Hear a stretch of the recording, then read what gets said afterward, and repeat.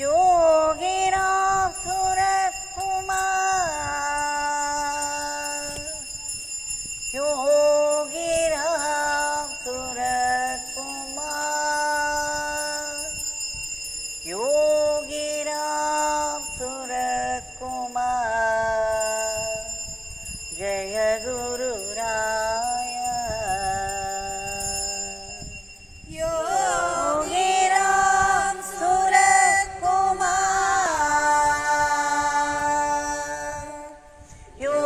योगिराम सुरकुमार,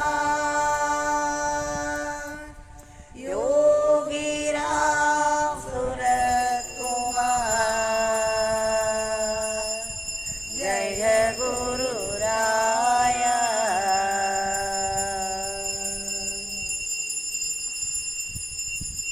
भगवान श्री योगिराम सुरकुमार की सर्वं योगिराम सुरकुमारार्पणमस्तु।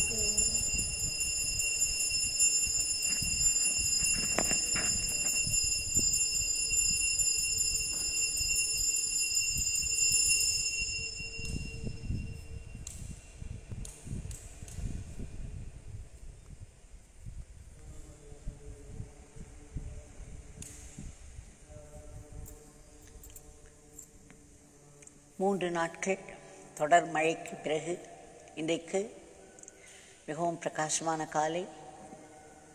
சூரிய பகவான் வழக்கம் போல் பகவானுக்கு எதிரே நின்று கொண்டு தனி ஒளி வெள்ளத்தை பாய்ச்ச ஆரம்பித்து விட்டார். பகவானுடைய முகம் அவருடைய உள் ஒளியை சிறிது சிறிதாக வெளிப்படுத்தி கொண்டிருக்கிறது. ஆழ்ந்து பார்த்தால் அவருடைய கண்கள் இரண்டும் பிரம்மரந்திரத்தில் இருப்பதை பார்க்கலாம். ஒரு ஆழ்ந்த சமாதி நிலை, நிரந்தரமான ஆழ்ந்த சமாதி நிலை.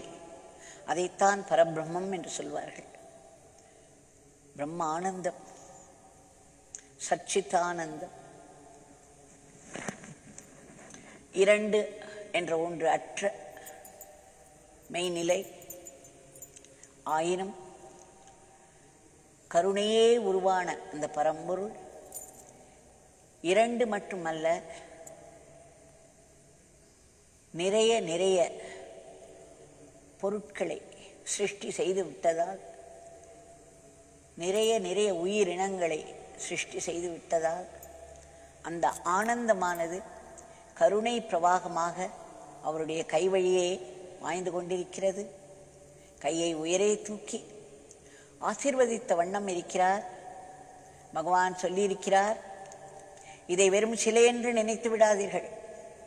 அதுவும் இந்த பிச்சைக்காரனின் சிலை என்று நினைக்க வேண்டாம். இது என்னுடைய தந்தை. எந்த ஈஸ்வரன் இந்த உலகத்தை படைத்து காத்து முடிவில் தன்னிடம் இழுத்து கொள்கிறாரோ அந்த ஈஸ்வரனின், அந்த பரம்பொருளின் ஸ்வரூபம் இது. இதன் முகத்திலே சூழ்நிலைக்கு தக்கவாறு பாவங்கள் மாறுவதையும் பார்க்கலாம் என்றெல்லாம் கூறியிருக்கிறார். அது எங்களுக்கு அனுபவமாக தொடர்ந்து கொண்டிருக்கிறது. அந்த பகவானிடம், அந்த கருணை பிரவாகத்திடமிருந்து இன்றைக்கு நம்முடைய பிரார்த்தனைகளை சமர்ப்பிக்கும் முன்பு மிக சுவையான ஒன்றிரண்டு நிகழ்ச்சிகளை பார்க்கலாம். பகவானுடைய லீலைகளில் சுவையும் இருக்கும், படிப்பினையும் இருக்கும்.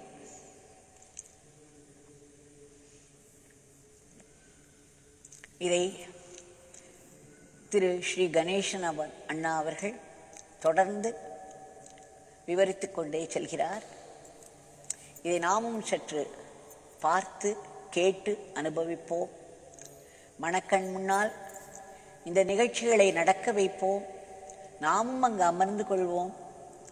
இதை நம் அனுபவமாக ஆக்கிக்கொள்வோம். அதற்காகத்தானே இந்த லீலைகளை பற்றி எப்பொழுதும் பேசிக்கொண்டிருப்பது. அதில் பெரும் அருள் வரும் என்று நம் பகவான் வாக்கு கொடுத்திருக்கிறார் அல்லவா?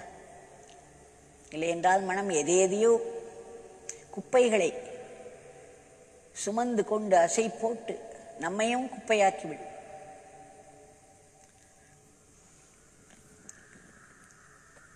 ஸ்ரீ கணேசனா சொல்கிறார், ஒரு முறை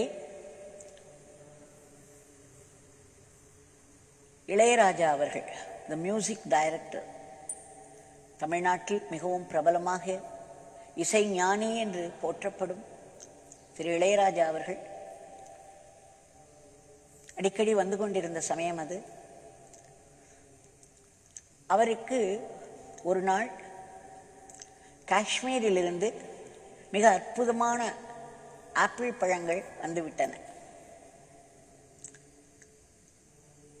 அவைகளை ஒரு கூடையில் வந்து இறங்கியிருந்தன. அவருடைய மனதை பாருங்கள், அதை உடனே எடுத்துக்கொண்டு வந்து நம் சுவாமியிடம் அளிக்க வேண்டும் என்ற ஒரு ஆர்வமா ஓடோடி வந்தாராம். அந்த கூடை பழங்களை எடுத்துக்கொண்டு திருவண்ணாமலை வந்தாராம். அன்றைக்கு காலையிலேயே திரு கணேசண்ணா அவர்களும் திரு இளையராஜா அவர்களும் நம்முடைய பகவானை காண சந்நிதி தெருவுக்கு சென்று விட்டார்கள். பகவான் அவர்களை வரவேற்று உட்கார வைத்து பேசி நன்கு ஆசீர்வதித்தார். பேசிக்கொண்டிருக்கும் பொழுது மிகுந்த நேரம் ஆகிவிட்டது. உடனே பகவான் சொன்னார், ஒரு 7:30 மணி இருக்கும். இவர்கள் மிகவும் சீக்கிரமாக சென்றதனால் 7:30 மணி ஆனவுடன் இந்த பிச்சைக்காரன் உங்களை நன்றாக பார்த்து விட்டான். இன்றைக்கு கணேசனுக்கு ஆபீஸ் வேலை இருக்கும், அதனால் உங்களை இந்த பிச்சைக்காரன் விடை கொடுக்கிறான் என்று சொன்னாராம். அப்பொழுது கணேசன் அவர்கள்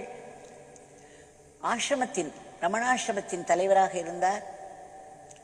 சரியாக 9 மணிக்கெல்லாம் அவருடைய ஆபீஸ் ஆரம்பித்துவிடும். 9:30 மணிக்கு அவருடைய அசிஸ்டண்டாக தொண்டாற்றி கொண்டிருந்த அனுராதா அம்மா அவர்கள் ஆபீஸுக்குள் நுழைந்து விடுவார்கள். பகவானுக்கு தெரியாதா என்ன? அவர் சொன்னார், இந்த பிச்சைக்காரன் உங்களை இப்பொழுது உங்களுக்கு விடை கொடுக்கிறான் என்று சொல்லி இளையராஜா கொண்டு வந்திருந்த அந்த கூடைகளிலிருந்து 2 ஆப்பிள் எடுத்து கணேசண்ணாவுக்கும் 2 எடுத்து ஸ்ரீ இளையராஜா அவர்களின் கைகளிலும் வைத்தார், விடை கொடுத்தார். அன்றைக்கு நேராக இருவருமாக ரமணாசிரமம் வந்தார்கள். கணேசண்ணா அவருடைய ஆபீஸில் போய் உட்கார்ந்து கொண்டார். அந்த பகவான் கொடுத்த 2 ஆப்பிள்களும் அவருடைய மேஜையில் வைத்திருந்தார். ஒன்றை அனுராதா அம்மாவிற்கு கொடுக்க வேண்டும் என்பதற்காக. சிறிது நேரத்திற்கெல்லாம் அனுராதா அம்மா அவர்கள் நுழைந்தார்கள், ஆபீஸில் நுழைந்தார்கள். அவர்கள் அந்த சமயத்தில் தினம் காலையிலேயே விடிகாலையிலேயே யாரோ ஒருவருடன் சேர்ந்து மலை சுற்றி வந்து அருணாச்சலேஸ்வர் கோவிலில் போய் தரிசனம் செய்துவிட்டு சில நாட்கள் அப்படியே பகவானுடைய சந்நிதி தெரு வீட்டிற்கும் சென்று அவரை தரிசிப்பது வழக்கம். அன்றைக்கும் அப்படித்தான். அவர் அருணாச்சலேஸ்வர் கோவிலுக்கு சென்றுவிட்டு பகவானை சென்று தரிசிக்க வேண்டும் என்ற உந்துதலுடன் அங்கே வந்தார். அவரும் சுந்தரி அம்மா என்பவரும் இருவருமாக உள்ளே நுழைந்தார்கள். பகவான் அவர்களை ஆசீர்வதித்து ஆளுக்கு ஒரு வாழைப்பழம் கொடுத்தார். அதன் பிறகு அவர் ரமணாசிரமம் வந்து அங்கே உள்ளே சன்னதியில் சென்று நமஸ்காரம் செய்துவிட்டு திரு கணேசனாவின் ஆபீஸுக்குள் நுழைந்தார். அவர்களுடைய வேலை நேரம் 9:30 மணிதான். அன்றைக்கு இந்த விசேஷத்தின் காரணமாக கணேசனாவும் மிகவும் சீக்கிரமாகவே வந்துவிட்டார். அனுராதா அம்மா மலையை சுற்றி வந்து பிறகு ஆபீஸுக்குள் நுழைந்தார். அவருடைய அஃபிஷியல் ஒர்க்குக்காக அல்ல, கணேசன் அங்கு இருப்பதை தெரிந்து உள்ளே நுழைந்தார். அப்பொழுது இந்த 2 ஆப்பிள் பழங்களை பார்த்து விட்டார். உடனே கணேசனா சொன்னார், இளையராஜா அவர்களும் நானும் இன்று காலை சென்றிருந்தோம் பகவானை பார்ப்பதற்கு, சுவாமியை பார்ப்பதற்கு. சுவாமி அவர்கள் 2 ஆப்பிள் கொடுத்திருக்கிறார், ஒன்று உங்களுக்கு என்று சொன்னார். அனுராதா அம்மாவிற்கு வந்ததே கோபம். ஆஹா, உங்கள் இருவருக்கும் இப்படி ஒரு நல்ல சிறந்த ஆப்பிள்களை கொடுத்திருக்கிறார் பிரசாதமாய். நான் 3.5 மணி நேரம் மலையை சுற்றிவிட்டு அவரை சென்று தரிசித்தால் எனக்கு ஒரு வாழைப்பழம், சுந்தரி அம்மாவுக்கு ஒரு வாழைப்பழம் கொடுத்திருக்கிறாரே.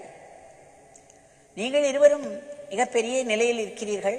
நீங்கள் ஆசிரமத்துக்கு தலைவர், ஆசிரமத்தை நடத்தி வருகிறீர்கள். அது மட்டுமல்ல, ரமண மகரிஷியுடைய கிராண்ட் நெவ்யூ, அவருடைய சகோதரரின் பேரன் நீங்கள். அதனால் உங்களுக்கு ஆப்பிள். திரு இளையராஜாவும் பிரபலமான ஒரு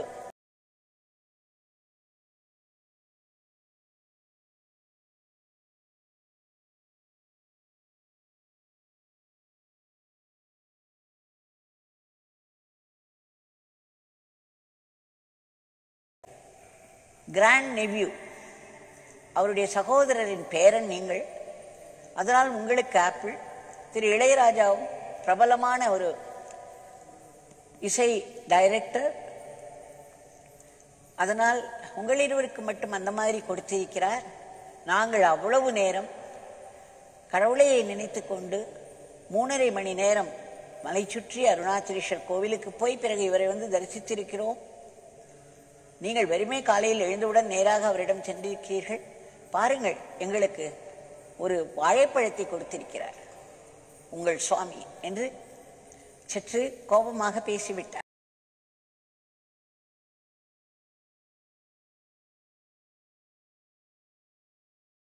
அவரிடம் சென்றிருக்கிறீர்கள். பாருங்கள், எங்களுக்கு ஒரு வாழைப்பழத்தை கொடுத்திருக்கிறார் உங்கள் சுவாமி என்று சற்று கோபமாக பேசிவிட்டார். திரு கணேசன்னா அவர்களை சமாதானப்படுத்த பார்க்கிறார்கள். இல்லை இல்லை, இது 2இல் ஒன்று உங்களுக்காகத்தான் கொடுத்தார் என்று. அவர் அதை ஏற்றுக்கொள்ளவில்லை, அவருடைய சமாதானத்தை ஏற்றுக்கொள்ளவில்லை. பிறகு தன்னுடைய வீட்டிற்கு திரும்பிவிட்டார். அவர் வீடு ரமணாசிரமத்திற்கு எதிரிலேயே இருக்கிறது. சாவித்ரி என்று அதற்கு பெயர். இது நடப்பது ஒரு 7:30 மணியிலிருந்து 8 மணிக்குள் இருக்கும். பிறகு அவர் வழக்கம் போல் 9:30 மணிக்கு ஆஃபீஸ் ஒர்க்குக்காக அனுராதா அம்மா உள்ளே நுழைந்தார்கள். அப்பொழுது சொன்னார்களாம், இவர் கோபமாக பேசிக்கொண்டிருக்கும் பொழுதே கணேசனா சொன்னார்களாம், அம்மா சற்று நிதானியுங்கள், சுவாமி நீங்கள் இப்போது சொல்வதையெல்லாம் கேட்டுக்கொண்டிருப்பார். அவர் இல்லாத இடமே இல்லை, அவருக்கு தெரியாததே கிடையாது. இப்பொழுது நீங்கள் என்னிடம் பேசியவைகள் எல்லாம் கூட அவர் கேட்டுக்கொண்டிருப்பார். அதனால் ஜாக்கிரதையாக பேசுங்கள் என்று எச்சரித்தாராம். அனுராதா அம்மா நம் அனைவரையும் ஒரு பிரதிநிதியாக இந்த ரோலை செய்திருக்கிறார்கள் என்று சொல்ல வேண்டும். ஏனென்றால் நாம் எல்லோரும் அப்படித்தான் நினைத்துக் கொள்வோம். நமக்கு ஒன்று கிடைத்துவிட்டால் அவர்களை பாராட்டுவோம். நிறைய கிடைத்த பிறகும் ஏதேனும் ஒன்று தவறிவிட்டால் உடனே அவர்களை கொண்டு போய் எங்கோ தள்ளிவிடுவோம்.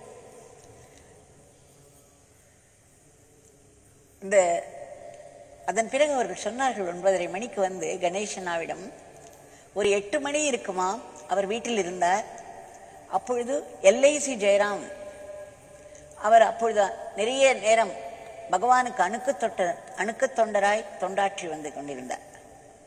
அவர் ஆபீஸ் செல்வதற்கு முன்பு பகவானிடம் சென்று அவருக்கு வேண்டியதை செய்வார். சில சமயம் காலை ஏதேனும் அவருக்கு சாப்பிடவும் எடுத்துச் செல்வார். கஞ்சியோ ஏதோ ஒன்று எடுத்துச் செல்வார். அவர் அந்த அன்றைக்கும் அந்த மாதிரி சென்ற பொழுது பகவான் அவருடைய கூடையிலிருந்து ஒரு ஆப்பிளை எடுத்து, இதை கொண்டு போய் உடனடியாக நீ அனுராதா அம்மா வீட்டில் அவர்கள் கையில் கொடுக்க வேண்டும். நீ ஆபீஸுக்கு போவதற்கு முன்பு இதை செய்துவிட வேண்டும். உடனே செல், இங்கிருந்து நேராக நீ அவர்கள் வீட்டுக்கு சென்று அவர்கள் கையில் கொடுக்க வேண்டும் என்று சொல்லிவிட்டாராம். அவர் வேக வேகமாக அங்கிருந்து கிளம்பி, ஏனென்றால் சந்நிதித்தர் எங்கு இருக்கிறது, ரமணாசிரமம் எவ்வளவு தூரம், அங்கேருந்து வந்து அனுராதா அம்மா வீட்டு கதவை தட்டி அவர் கையில் அதை கொடுத்தார். கணேசனா சொன்னார், நான் சொன்னேன் அல்லவா, எச்சரித்தேன், சுவாமி நீ சொல்வதையெல்லாம் கேட்டுக்கொண்டிருக்கிறார். அதன் பிறகு அன்றைக்கு சாயந்திரம் கணேசனா சொன்னாராம், சுவாமி இவ்வளவு செய்திருக்கிறார், நீங்கள் இங்கே பேசியதெல்லாம் கேட்டுக்கொண்டு அதற்கு உடனே பதிலளிப்பது போல அவர் கொடுத்து அனுப்பியிருக்கிறார். நாம் போய் அவருக்கு நன்றி சொல்ல வேண்டாமா, வாருங்கள் போகலாம் என்று கூப்பிட்டாராம். அனுராதா அம்மாவுடைய சகோதரிகளும் அன்றைக்கு வந்திருந்தார்கள். ஆக எல்லோருமாக சேர்ந்து பகவானிடம் சென்றார்கள். ஒரு 4 மணிக்கு மாலை தரிசனம் ஆரம்பிக்கும். 4லிருந்து 6 மணி வரை இருக்கும். ஆனால் சில சமயம் அது நீண்டு 7:30 8 மணி என்று போகும்.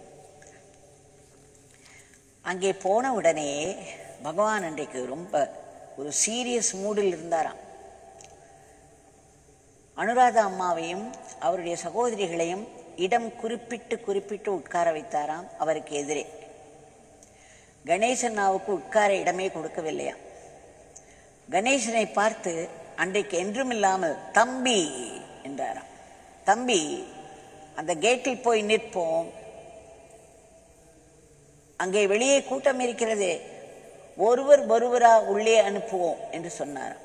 அன்றைக்கு த சீஃப் ஆஃப் ரமணாசிரமம், ரமணாசிரமத்தின் தலைவர் பிரசிடென்ட் கணேசண்ணா அவர்களுக்கு கேட் கீப்பர் வேலையை கொடுத்து விட்டார்.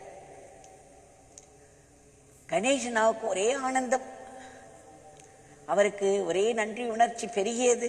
சுவாமி நமக்கு ஒரு பெரிய வேலையை கொடுத்து விட்டாரே, ஆடாடா எப்பேற்பட்ட பாக்கியம் என்று கொண்டாடி அவர் போய் அந்த கேட்டின் அருகில் நின்று கொண்டார். ஒவ்வொருவராக உள்ளே விட்டார். அன்றைக்கு அவருடைய அனுராதா அம்மாவுடைய சகோதரிகள் எல்லோரும் நிறைய வாழைப்பழங்கள் வாங்கி சென்றிருந்தார்.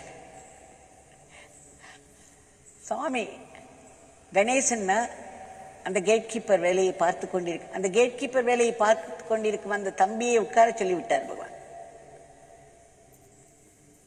ஒவ்வொருவருக்கும் அனுராதா அம்மாவை கூப்பிட்டு அவர் கையில் ஒரு வாழைப்பழத்தை போட்டார். சகோதரிகள் ஒவ்வொருவர் கையிலும் வாழைப்பழத்தை போட்டார். கணேசண்ணாவுக்கு ஒன்றுமே கொடுக்கவில்லை. கணேசண்ணா மிகவும் ஹாப்பியாக எப்பேற்பட்ட பாக்கியம் என்று அவர் அந்த கேட்டில் இருந்து அந்த கூட்டத்தை ஒழுங்குபடுத்தி ஒவ்வொருவராக உள்ளே விட்டுக் கொண்டிருந்தார். அது முடிந்த பிறகு அதற்குள் இவர்களை எல்லாம் நீங்கள் உடனே சாப்பிடுங்கள் இந்த வாழைப்பழத்தை என்று சொன்னார். பகவான் மிகவும் சீரியஸாக இருந்தது. இவர்கள் எல்லோரும் அடுத்தடுத்து அவசரமாக வாழைப்பழத்தை சாப்பிட்டு முடித்தார்கள். அந்த தோழிகளை கையில் வைத்துக் கொண்டிருந்தார்கள். கணேஷா, தம்பி, இங்கே வருவோம், இந்த வாழைப்பழ தோழிகளை எல்லாம் கையில் எடுத்து கலெக்ட் பண்ணி கொண்டு வெளியே போடுவோம் என்றார். ரமணாசிரம தலைவருக்கு ஒரு உத்தரவு பகவான். அவர்கள் அங்கே உட்கார்ந்து சாப்பிட்டவர்களுடைய வாழைப்பழ தோழிகளை எல்லாம் கலெக்ட் பண்ணி வெளியில் கொண்டு போட வேண்டும். மிகவும் சந்தோஷம், இன்னும் சந்தோஷம் கணேசனாவுக்கு. மகான்களின் அருமை தெரிந்தவர் அவர். உடனே அந்த வாழைப்பழ தோழிகளை எல்லாம் கையில் எடுத்து வெளியே வீச இருந்தாராம். தம்பி,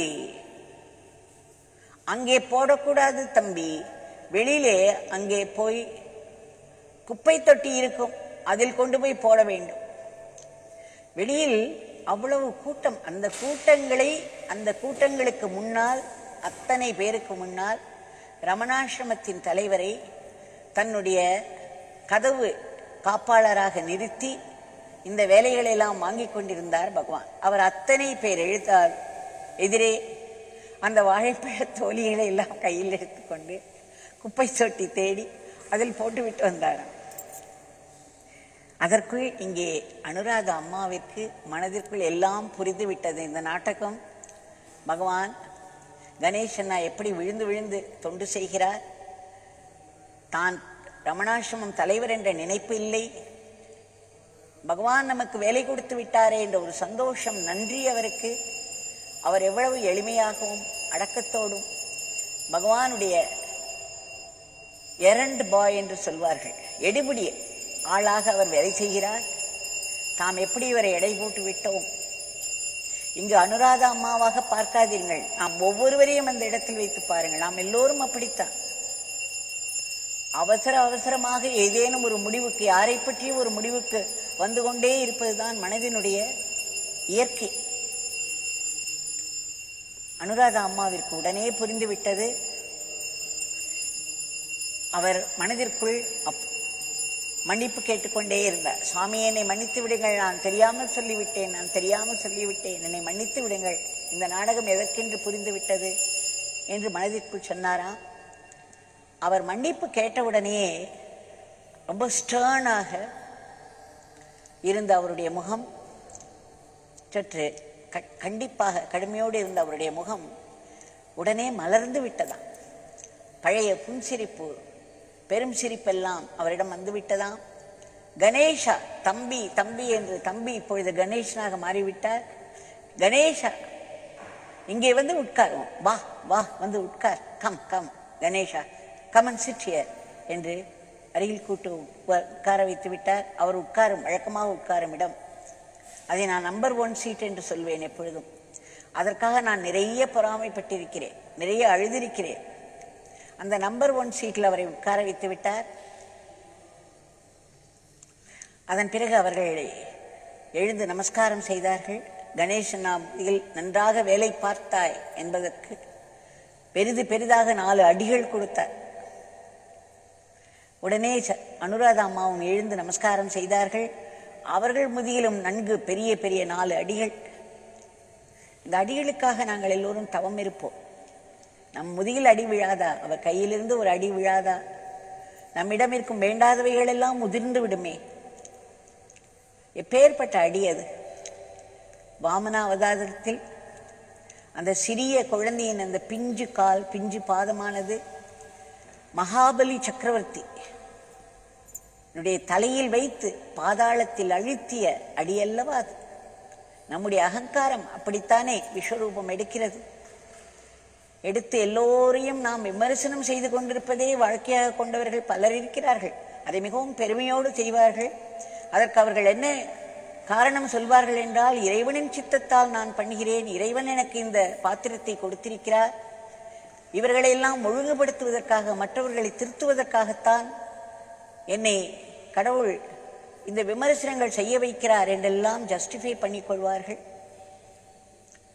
அதுதான் நம்முடைய மனம், அது இயற்கை. அதற்காக நாம் அவர்களிடம் கோபித்துக் கொள்ளவும் வேண்டாம். நம் மனமும் அதுதானே. ஆனால் பகவானுடைய அருளினால் அந்த பிஞ்சு பாதம் எப்படி விஷ்ணு பாதமாக ஆகி மகாபலியை தலையில் காலை வைத்து கீழே அழுத்தி பாதாளத்துக்கு அனுப்பியதோ, அதே மாதிரி நம்முடைய ஈகோ, நம்முடைய அகங்காரத்தின் மேல் பகவானுடைய அடி விழும் பொழுது அது எங்கோ சென்று பாதாளத்தில் ஒதுங்கிவிடும். நமக்கு என்ன கிடைக்கும்? அவருடைய பாதம் கிடைக்கும். அந்த ஒப்பு உயர்வற்ற அந்த பாதம் கிடைக்கும். அன்றைக்கு இந்த ஒரு பெரிய நாடகத்தை நடத்தி பகவான் அதை மிகவும் சுவைபட சொல்கிறார். கணேசன் ஆங்கிலத்தில் எழுதுகிறார், அன்றைக்கு எங்களுக்கு சவுண்ட் பிளெஸ்ஸிங் என்றார். ஏனால் பட் பட் என்ற அடி சத்தமாக விழுந்ததல்லவா அவர்கள் முதுகில். அதனால் சவுண்ட் என்று இங்கிலீஷில் சொன்னால் மிகப்பெரிய என்ற ஒரு அர்த்தம், மகத்தான என்ற ஒரு அர்த்தம். அந்த சவுண்ட் பிளெஸ்ஸிங் விழுந்தது எங்கள் முதுகில் என்று. இதை விட்டு எனக்கு ஒரு அனுபவம் உண்டு. இதை பற்றி எழுதியிருப்பேன் என்று நினைக்கிறேன் எங்காவது. நான் சன்னதி தெரு வீட்டில் சுதாமாவில் வந்து குடியிருக்க ஆரம்பித்த பொழுது நான் ஒருவள் மட்டும்தான் இருந்தேன் அங்கு. அப்பொழுது காலை மாலை தவறாமல் பகவானுடைய தரிசனத்துக்கு சென்று விடுவேன். அதற்காகத்தான் நாம் வாழ்கிறோம் இல்லையா? பகவானுடைய தரிசனத்துக்காகத்தான் நம்முடைய மூச்சு பேச்செல்லாம். ஓடிவிடுவேன். அந்த மாதிரி இருந்த ஒரு சமயம் 10 மணி தரிசனம் ஆரம்பித்தது. அப்பொழுது அந்த கேட்டை பார்த்து கொள்ளும் திரு சசி அவர்கள் அன்றைக்கு இல்லை, யாருமே இல்லை. கதவு சாத்தி இருந்தது. பகவானே எழுந்து போய் பார்க்கும்படி ஆயிற்று. உடனே எனக்கு ஒரு கவலை வந்தது. அங்கே வெளியில் இருக்கும் பொழுதே சொல்லிவிட்டார்கள், சசிக்கு டியூஷன் கிளாஸஸ் இருக்கிறது. அவர் ஏதோ ஒரு டிகிரி படித்துக் கொண்டிருந்தார், அதற்கு ஏதோ டியூஷன் கிளாஸஸ் இருக்கிறது, அதற்காக அவர் போயிருக்கிறார் என்று. உடனே எனக்கு ஒரு கவலை. அன்றைக்கு கூட்டமாக வந்து கொண்டிருக்கிறது. ஐயோ, சுவாமிக்கு யார் உதவி செய்வார்கள்? யார் இந்த கேட்டை பார்த்து கொள்வார்கள்? சுவாமி எழுந்து எழுந்து போய் ஒவ்வொருவரையாக உள்ளே விடுவதென்றால் எப்படி இருக்கும் என்றெல்லாம் ஒரே கவலை கவலை கவலை. பகவானை பார்க்கிறேன், மனதில் கவலைப்படுகிறேன். அந்த கவலையில் ஆனால் ஒரு உண்மை இருந்தது. அன்பு. அன்பு என்னுடைய பக்தியினுடைய ஒரு வெளிப்பாடாகத்தான் அந்த கவலை அன்றைக்கு இருந்தது. அப்பொழுது உடனே பகவான் என்னை பார்த்து ஒரு புன்முறுவல் செய்தார். தேவ்கி, நீ எழுந்து அந்த கதவின் அருகே போய் நின்று கொண்டு எல்லோரையும் ஒவ்வொருவராக உள்ளே விடு என்று சொன்னார். அன்றைக்கு கணேசனாவுக்கு எந்த வேலை கொடுத்தாரோ அந்த வேலையை எனக்கும் கொடுத்தார். அந்த கணேசனா இருந்த பாவத்தில் நானும் இருந்தேன். ஒரே சந்தோஷம், ஒரே பெருமை, எனக்கு தற்பெருமை. இதை இன்றைக்கு எல்லோரிடம் போய் சொல்லிட வேண்டும். பகவான் நம்மை அவருடைய கேட் கீப்பராக இன்றைக்கு வேலை வாங்கி கொண்டார்.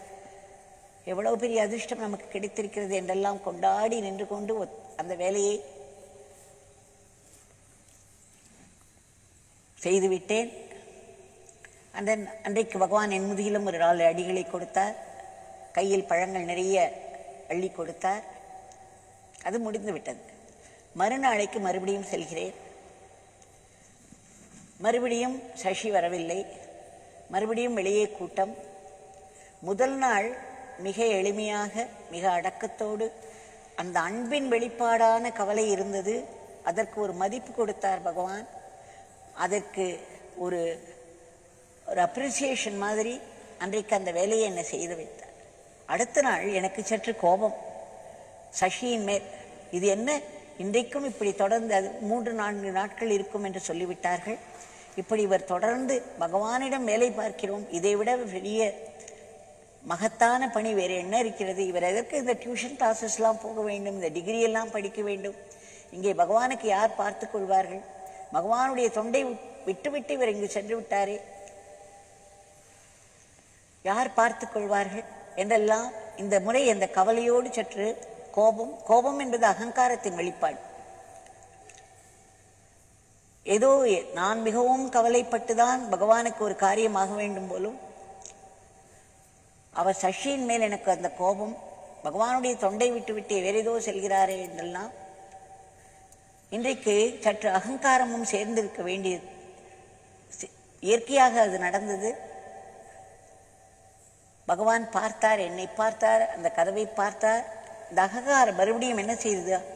ஆஹா, இன்றைக்கும் நம்மைத்தான் கூப்பிட்டு இந்த வேலையை செய்ய சொல்லப் போகிறார். சரி, ஒரு 4 நாட்கள் நான் இங்கு இருந்து செய்ய முடியும்.